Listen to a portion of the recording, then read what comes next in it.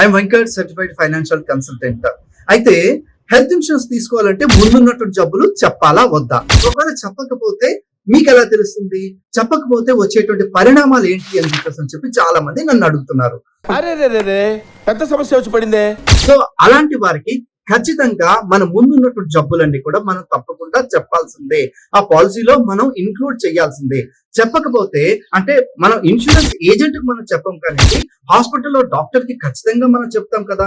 ఒకవేళ చెప్పకపోయినా కూడా, డాక్టర్ కి కూడా చెప్పకపోయినా కూడా, మనం ఎక్స్రే తీసినప్పుడు, సిటీ స్కాన్ తీసినప్పుడు, లేదా బ్లడ్ టెస్ట్ తీసినప్పుడు మన బాడీలో ఆర్గాన్స్ ఏ స్టేజ్ లో ఉన్నాయి, వాటికి ఏ రిపేర్ జరిగిందని చెప్పేసి ఖచ్చితంగా ఇదే తెలిసిపోతుంది. అప్పుడు మనం అబద్ధం చెప్పినట్టు అవుతుంది, మనము చీట్ చేసిన వాళ్ళం అవుతాము. ఎన్ని సంవత్సరాలు పే చేసినా సరే మనకు హెల్త్ ఇన్సూరెన్స్ లో క్లెయిమ్ అనేది రాదు. సో ఇలాంటివి మీకు ఏదైనా ఇష్యూస్, సమస్యలు ఏదైనా ఉంటే కనుక కింద కామెంట్ రూపంలో తెలియచేయండి. మీకు మరింత అప్డేట్ చేసి మా టీం అంతా కూడా మీకు కస్టమైజ్ చేసి హెల్త్ ఇన్సూరెన్స్ ప్లాన్ అనేది ఇస్తారు. అంతవరకు మన channel like, share and subscribe చేయండి.